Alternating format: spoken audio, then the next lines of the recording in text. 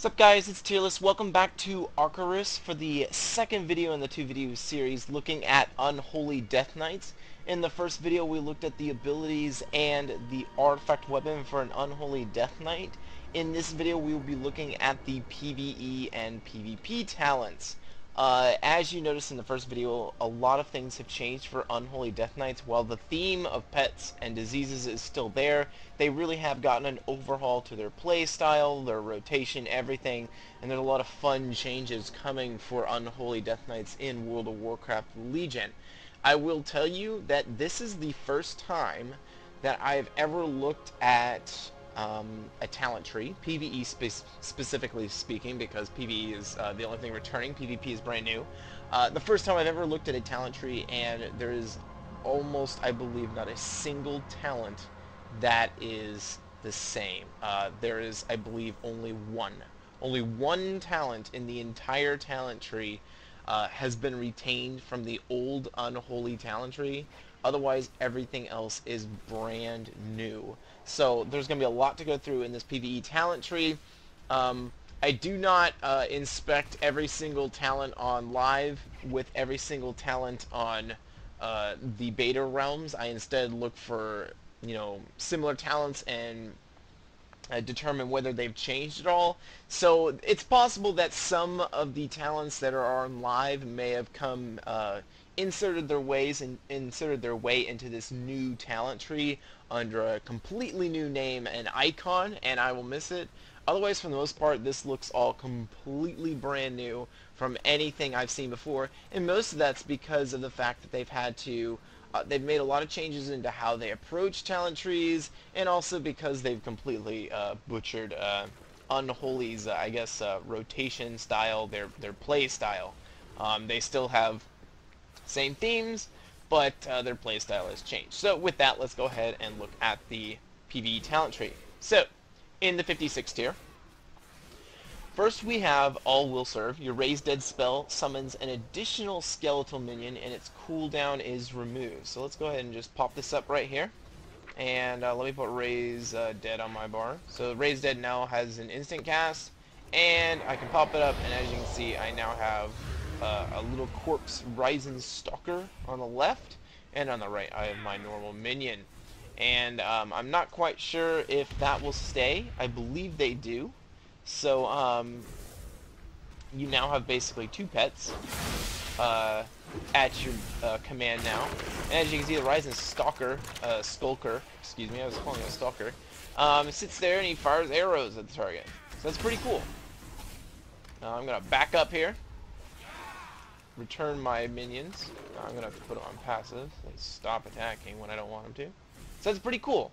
It's basically you have dual pets now as a Unholy Death Knights. Your second option here is Festering Wounds, Bursting Spores, sorry. Festering Wounds deal 50% more damage when burst, and all enemies within 8 yards of the burst, 8 yards of a burst Festering Wound suffer 1800 shadow damage. So this is just ridiculous.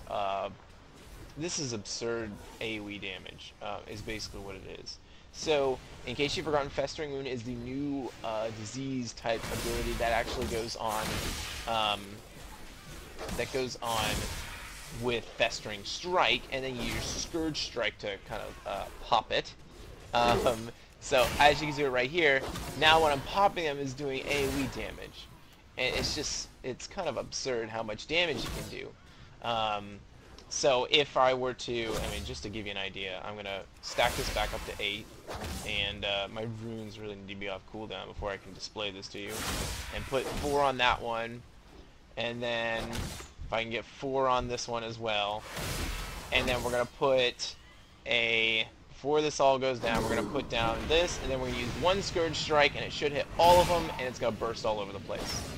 If you remember, Scourge Strike under a Death and Decay will hit multiple targets, so that means you're bursting all of them on different targets. So we're talking about a massive amount of AoE you can get out of something like Bursting Spores. The third option here is Ebon Fever, and this is dealing with the other option you have, which is Virulent Plague. Virulent Plague deals the same damage in half the time. So normally, Virulent Plague, it takes 21 seconds. And with Ebon Fever, it is cut down to 10.5 seconds. I'm really irritated now that I just noticed this. Every time I go through an abilities overview, I make sure to set my talents into something that will not change the abilities on my bar, and I missed Even Fever. So, baseline, it's 21 seconds for Virulent Plague, but if you wanted to deal damage faster, you can get Even Fever so that it deals damage in half the time. I'm not sure in terms of PvE whether this will be better or worse. My guess is that this is going to be more of a PvP thing, but then maybe bursting spores will give you more burst in PvP. I'm not quite sure. Or maybe always serve. You've really got 3 great options here for you to choose from. The theory crafters will decide which one's best for the PvE, and then hopefully it'll be close enough so that if you really just want to have a different playstyle, you can choose that as well. So with that, I'm going to switch to bursting spores so we can see just how much AoE fun we can really have here. We have a blighted rune weapon. Your next 4 auto attacks infect your target with 2 festering wounds. A 1-minute cooldown. I will show this at the end of this tier because it's a 1-minute cooldown. I don't want to wait for it. So we'll move to pestilent pustules. Every 4 festering wounds you burst, you gain 1 rune. So this is a little bit of a return on your runes right there.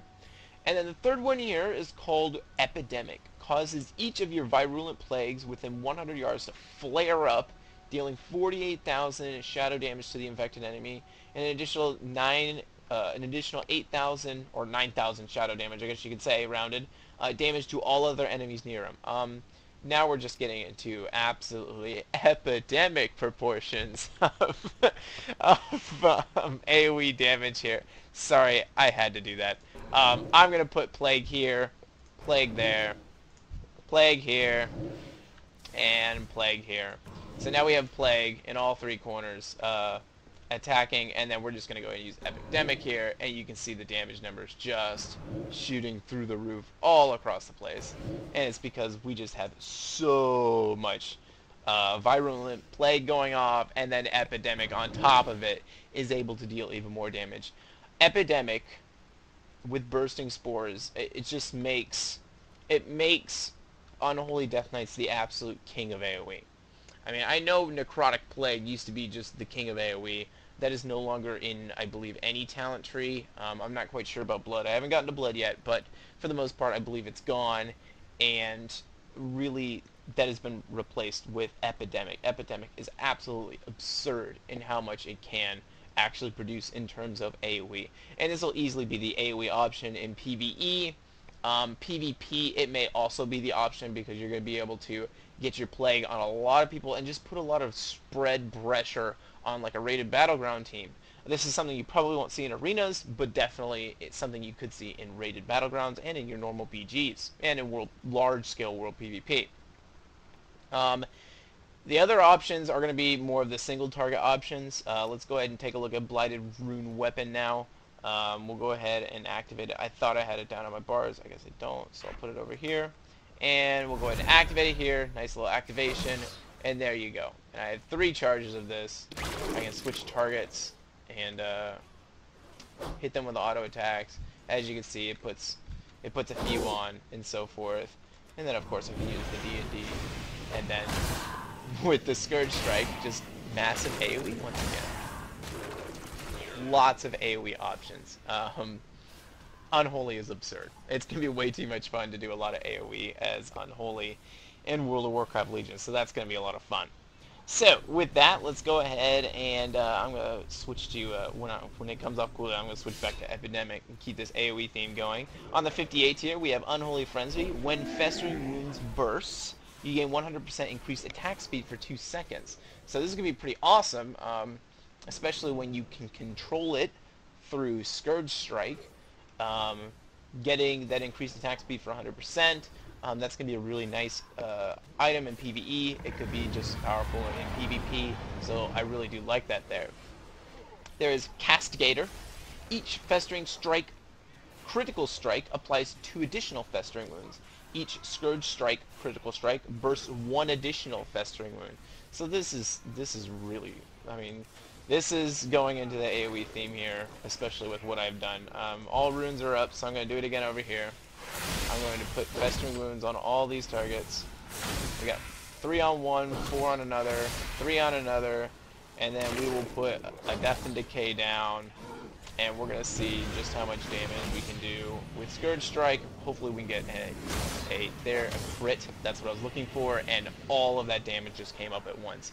So that's something that's going to be more towards the bursty side, and I would say more towards PvP, but I wouldn't count it out of PvE if the theory crafters deem it be the option of choice in terms of dealing maximum damage possible. Your other option here is called Clawing Shadows, which is actually going to replace your Scourge Strike, deals 64,000 shadow damage, and causes 1 festering wound to burst. Just to give you an idea of how different that is, an Unholy Strike that deals 30,000 physical damage and 23,000 shadow damage and causes 1 festering wound to burst. So it just basically converts everything into shadow damage, but the one thing, in case you haven't seen it yet, is actually this. It's this fact that I can go all the way back here, and I can still use it. It's a 30-yard range. Unholy has an absurd range. I mean, Outbreak from 30 yards, you know, Scourge, the Clawing Shadows from 30 yards. It's just, it starts to get a little ridiculous. AoE, range damage, your pets can get up in there and deal damage. This is a very interesting kind of quasi / half ranged, half melee. I mean, I guess you could say Frost has always been a little bit like that.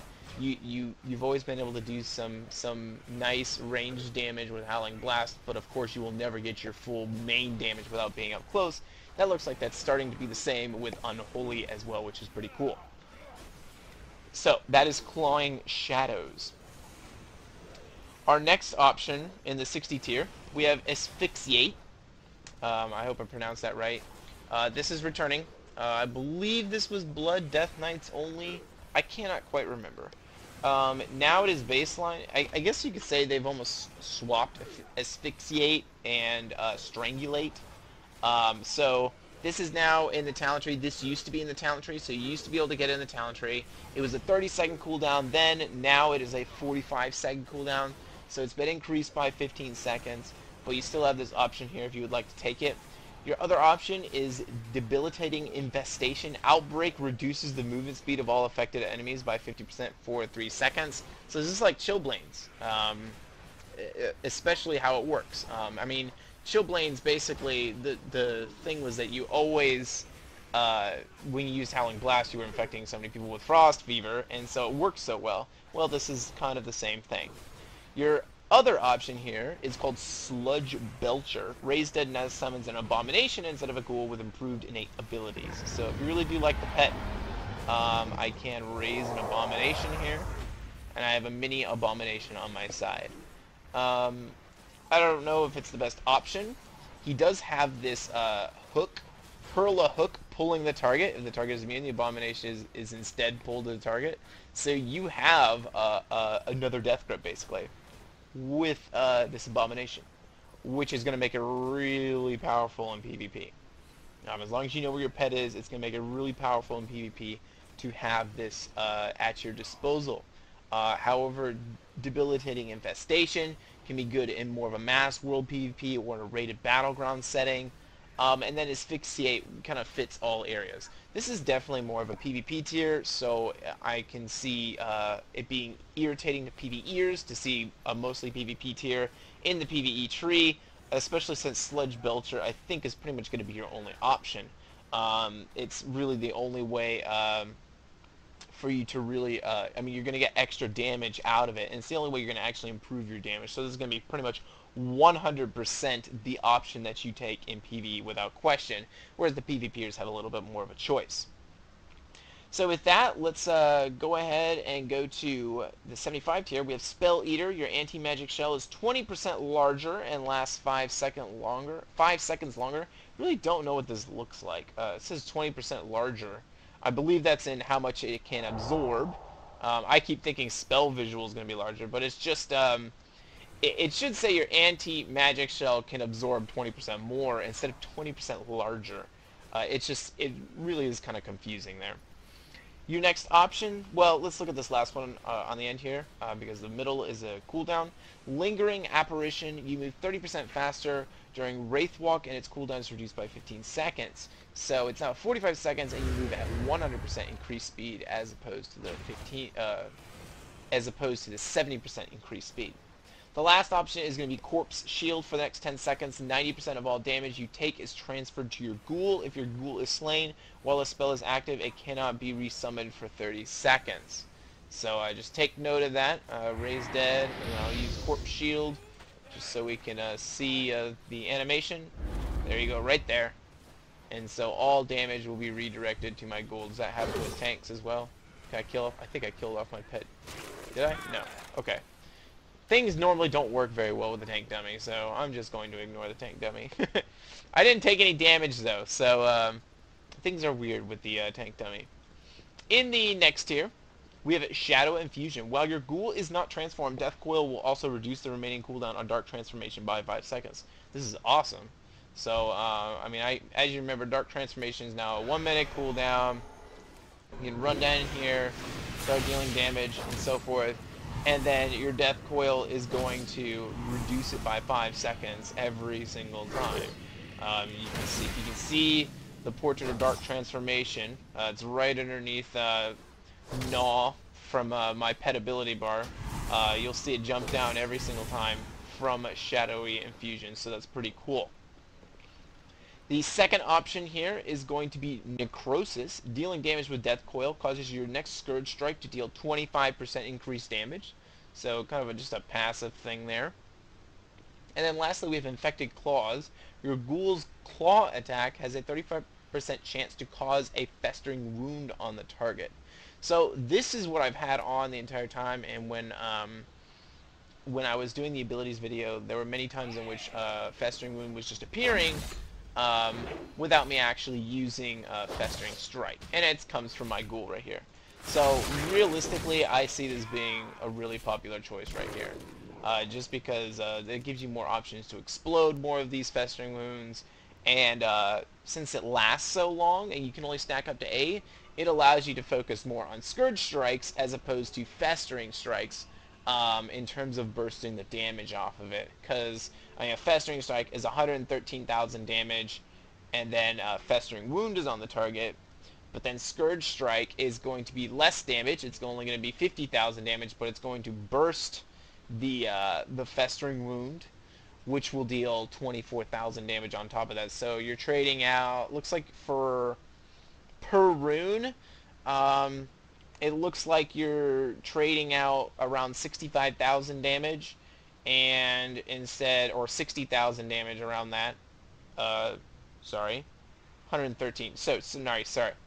55,000 damage. I knew we'd get around 55 to 58,000 damage. You're trading out that per rune, damage per rune, and instead you're trading it for what it looks like is going to be about 24,000, 25. It's going to be about 80,000 per rune. So it's going to be a DPS increase with kind of focusing on if you're able to focus more on Scourge Strike for your runes as opposed to Festering Strike. So this should be an option that is popular or a good chance to be taken. It depends on the theory crafters on which one is going to be the best here. I personally, I wouldn't know. To be honest, this is a lame tier for me and not one of my favorite tiers. So it is an option for any one of them. In the level 100 tier, we have Defile. This is the only one coming back besides Asphyxiate. So this one's coming back. However, there's a cool new change in it, which increases your mastery by 150, stacking up to 10 times. So I mean, let's just go ahead and see here how much my mastery stacks. Let me go ahead and pull up my bar here so we can take a look at my mastery as I do this. Hopefully it will show it in real time. I'm going to sit here, and the stacks are going to start going up. My mastery is now increased by 750, and my mastery is going up all the time. It's increasing damage by about 1% per tick, and it'll cap out at the max tick of 10 there. So it basically is going to equate to 1% per tick in terms of your mastery going up, which is going to in turn 1% increase shadow damage per tick as long as you're in Defile's range. Next option here is Soul Reaper. So I did mention in the abilities video that Soul Reaper would come back as an ability. However, considering all the things that have changed, it's slightly different. It functions somewhat similar, but it is slightly different. Strike an enemy for 137,000 shadow damage, afflicting them with Soul Reaper for 5 seconds. Bursting a festering wound on an enemy afflicted by Soul Reaper grants 7% haste for 15 seconds, stacking up to 3 times. So I'm going to go ahead and use Festering Wound right here, and hopefully get 4 stacks. I did. And then we're going to use Soul Strike right there, and then we're going to start bursting them right here. And we got at least 2 stacks there, I believe, or we got 1 stack. So I wasn't quite quick enough. I needed to be a little bit quicker on actually bursting those stacks. I delayed too much in using Scourge Strike there, so that's my bad. But you can stack up to 3 times, so around 21% haste, as long as you get it off within those 5 seconds. So you have to really move quickly on that, and that could give you a big damage buff. We'll see how that works out in PvE. I would think that would be one of the top choices for PvE. The other option here is Dark Arbiter. So you can summon a Valkyr to attack the target for 15 seconds. I thought the Valkyr was supposed to be like really rare. I mean, Sylvanas is looking all over for him. But I guess not, because I can just summon him whenever. Summon a Valkyr to attack the target for 15 seconds. The Valkyr will, gain 1% increased damage for every 1 runic power you spend. So let's go ahead and check this out, see what it looks like. I have no clue where that icon went on my bars, so I'm just going to put another one down here. And, oh, I see it now. And we're going to go ahead and summon it. And there it is right there. She's wielding one of the best pole arms ever in the game. That is Black Eyes. It's my absolute favorite pole arm in the game. So she'll sit there and she'll continue to grant that buff. 1% increased damage for every 1 runic power you spend. That will be from usually the death coil. So I mean the first, I mean if you use 1 runic power, you're going to get, she's going to get 35% increased damage right off the bat. So that's pretty cool. It does not say how long, or it lasts for 15 seconds. So you want to burst up, you want to make sure that you have a lot of runic power saved up before you pop having Dark Arbiter up, because then you're going to blow all the death coils as quickly as you can, and then she will have tons of damage to deal with in there. So it's an interesting choice between this tier. Which one is going to be the most popular? I don't know. Defile could be really popular as long as the boss is not as long as the boss isn't too mobile. Otherwise, the PvEers will have to decide which one is the top for DPS inside a raid. With that being said, let's go ahead and take a look at the honor talents. I really am liking the PvE talents, and with stuff like Epidemic and Bursting and Debilitating Infestation, there's a lot of damage you can do in this tree, which makes a lot of fun. A lot of fun with the AoE damage. I always like AoE damage, it's a lot of fun. So, let's look at the honor talents. Honor is going to work differently in World of Warcraft Legion. You're going to start at level 1, and you're going to work your way all the way up to level 50. At level 1, you will get Gladiator's Medallion. By level 10, you have Unholy Mutation. By 13, you will get Adaptation. You'll work your way down to Reanimation, and then the last tier will be done the same. Finally, ending with Necrotic Strike at level 46. Yes, hype, hype. We will get to Necrotic Strike at the very end of this video. And then at level 50, you have the option of Prestige. I believe the first Prestige level you get like a pet. And then like different Prestige levels you get cosmetic items or maybe a mount. There is a mount, I think, at like level 4 or whatever. So there's options out there for you to get by prestiging, but remember, each time you prestige, you lose all your talents and start back at level 1. So you'll have to take caution on whether or not you want to actually start back at 1, or you really don't care and you're cool with just having all your talents at level 50 and just leaving it there. So it's going to be up to you. So with that being said, let's go ahead and look at the first talent tier, which is all about the Honorable Medallion. The Honorable Medallion is the first medallion you get when you first enter a battleground. It is like a 3-minute trinket. It is like the heirloom trinket. You can get Gladiator's Medallion, which replaces your Honorable Medallion, but brings it down to the normal 2-minute trinket that everyone knows. So that's pretty cool. The second option here is Adaptation. All loss of control effects with a duration of 5 seconds or more will activate your Honorable Medallion spell, but only causes it to incur a 30-second cooldown. I actually really like this option for an Unholy DK. I like it for most DPSs out there. And so you have a 60-second cooldown, but you don't have control over it. I know some people would rather have control over it. You do have the option to use the Honorable Medallion because your Honorable Medallion is not replaced. However, it causes Adaptation to go on a 3-minute cooldown, so take note of that. The last option here is going to be Relentless. It replaces your Honorable Medallion, but the duration of incoming crowd control effects is reduced by 25%. Honestly, this is something, unless you're Resto Druid or tank, I just don't see many people taking because you need to be able to tank that damage. You're not going to be able to get out of any type of snare or trinket or whatnot. So be careful about that. With that being said, the second tier is all about melee DPS. You have Hardiness, which is well above 80% health. You take 20% less damage. Reinforced Armor, health is increased by 10%. Or Sparring, physical melee attacks have a 20% chance to be blunted, dealing 50% reduced damage. 3 defensive options right there for you. The next 2 tiers are all dealing about DKs, Death Knights. You have Cadaverous Palor. If I pronounce that right, you have a 20% chance when struck by a magical spell for it to be completely absorbed and converted into a disease on yourself, dealing nature damage over time. So this is kind of mitigating damage slowly. You have Anti-Magic Zone, which is taken from the old talent tree. It's now in the PvP talent tree. Places an Anti-Magic Zone for 10 seconds that reduces spell damage taken by party raid members for 60 seconds. Comparatively, the old one was 20, however it only reduces by 20%. This one will reduce by 60%, so it's really a big deal. And then you have Dark Simulacrum. I mentioned that this was coming back in the last video. Places a Dark Ward on the enemy that persists for 12 seconds, triggering then the enemy next spends mana on a spell, and allowing the Death Knight to unleash the exact duplicate of that spell.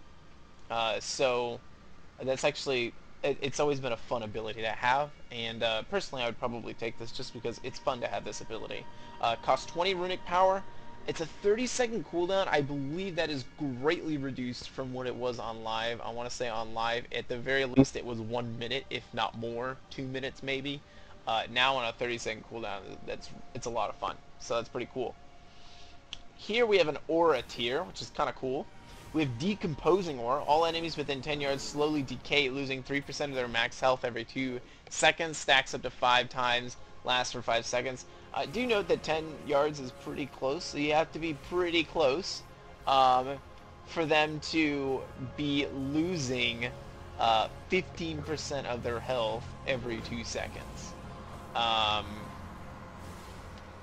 don't know if this will go live. I could be reading this wrong. Okay, I could be, it says stacks up to 5 times. I could be completely reading this wrong. It could be that it stacks up in length up to 5 times.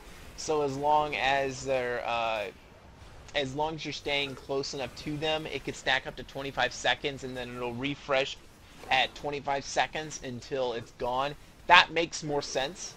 But if it's 15%, that's just overpowered and it's going to get nerfed immediately.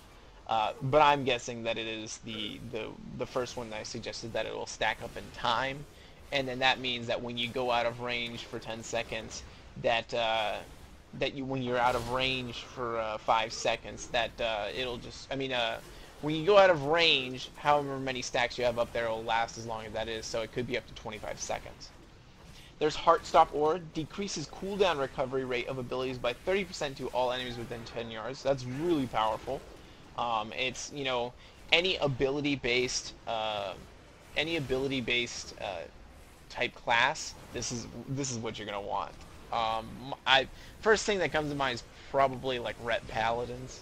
Heartstop Aura is gonna be really annoying for something like a Ret Paladin. It's gonna be really annoying for any warrior spec. Really annoying for any warrior spec. Rogues, it won't have the same effect on someone like a rogue, okay? Those are more based on their energy and whatnot. That's what they're limited by. But the classes that are limited by cooldowns more, this is going to really, really mess with them, and it's going to be really powerful. And remember, before a rated battleground or whatever starts, you can actually like see the other team and be like, change your talents. So you can be like, okay, they've got a warrior as their melee DPS, and then of course their let's say their range DPS didn't have a hunter on it, like they had nothing but mages and whatnot. You'd be like, all right, this is the one I want. You go with a Heartstop Aura. Necrotic Aura, all enemies within 10 yards take 8% increased magical damage. You're dealing a lot of Shadow and Shadow Frost damage as an Unholy DK, so this is nothing to snooze at. I mean, your plagues are going to be big damage, so you're going to have Shadow damage out of Virulent Plague, Shadow damage out of Festering Wound, so that's something to look at. These last two tiers are going to be more specific to Unholy DKs. We have Crypt Fever. Whenever enemies are healed while afflicted by your Festering Wound, they take 32,000 Shadow damage. So you got like insurance on people trying to get healed of your Festering Wound. Remember, Festering Wound's kind of difficult to spread, okay? It's not as easy to spread as Virulent Plague. Virulent Plague, you put it on Outbreak and it erupts each time and so forth. That's going to be not as strong. That's not going to be as easy as spreading Festering Wounds, which basically is going to be through your Festering Strike and other abilities. I don't think there are too many other abilities to be able to actually apply that. You basically have to deal with Festering Strike and your actual little minion to spread that plague. So be on note when thinking of Crypt Fever on that. There's Pandemic. When you use Outbreak, all your enemies within 40 yards afflicted by your diseases take 54,000 shadow damage, and the duration of your diseases on them are refreshed. So as long as you just continue to use Outbreak on a consistent basis, and you're just going to continue to do absurd amounts of damage, AoE damage in PvP. It's really not even fair. I think it's crazy. The last option here is going to be Wandering Plague. Causes 51,000 shadow damage over 8 seconds and inflicts Virulent Plague on the target. When Wandering Plague's duration ends or is dispelled, it jumps to a nearby enemy within 30 yards afflicted by one of your diseases.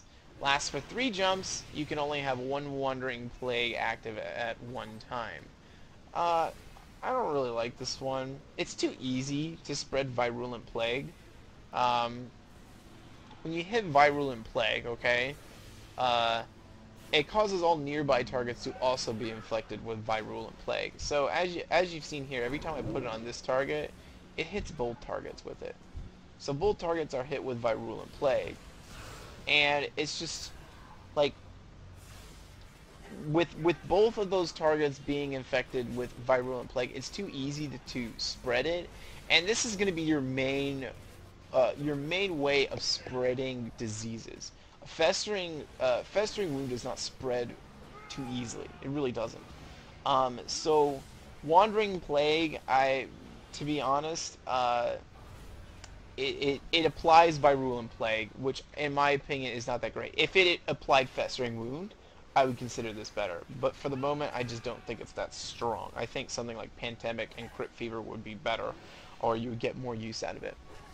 The last tier, we have Unholy Mutation. When your Virulent Plague is dispelled or ends its duration, a slime spawns, dealing 1,800 plague damage and slowing all enemies within 8 yards for 15% for 3 seconds. This is awesome. I mean, if you're able to knock off a lot of plagues, you're able to have slimes all over the place. I mean, that's awesome. That's really cool. There's Reanimation. 2 runes. Reanimates a nearby corpse, summoning a zombie with 5 health for 20 seconds to slowly move towards your target. If it reaches your target, it explodes, stunning all enemies within 5 yards for 3 seconds and dealing 10% of the enemy's health and shadow damage. So this is pretty cool. The only problem is that the damage is so low, and I don't know if it's affected by AoE damage. I feel like it's just going to... It's not really going to do too much. And when I think of it says slowly move toward your target, as that DK right next to me just did. I'm going to try and show right here. You have that artifact talent right there. That's how slow I expect it to move. So I expect it to move really slow, and for people to find it really quickly and just knock it out of the sky before it does any damage to you. So I don't know how strong this will be. It's really powerful option if someone's able to get it to you. And it's only 5 seconds, so you're able to summon these every 5 seconds, and it could be really powerful. I would like it better if you actually had more control over which corpse you were rezzing. Like, if you were able to res a corpse behind the enemy, and then have them, it come near them. It could be interesting. On a 1v1 situation, maybe, on a battleground, it could be really OP, because you could notice a corpse and reanimate them, and then keep, distracting them until they realize that they've been stunned, and now 10% of their health is gone. Otherwise, I like Unholy Mutation better. And then there's this option, of course. There's Necrotic Strike, a vicious strike that deals 36,000 plague damage and converts one festering wound into a necrotic wound, absorbing the next 80,000 healing received by the target. So Necrotic Strike, little bit different, but essentially the same, is back. Just costs 1 rune. PvP people are going to be taking Necrotic Strike. Unless you're in a Mass World PvP type situation, I would probably take Unholy Mutation. Otherwise, I think Necrotic Strike is 100% going to be the #1 option taken by all Unholy Death Knights without question. I don't think there's really any questioning that. So, those are the PvP talents for an Unholy Death Knight. Overall, I think Unholy Death Knight is really fun and has reclaimed its crown as the top of DKs.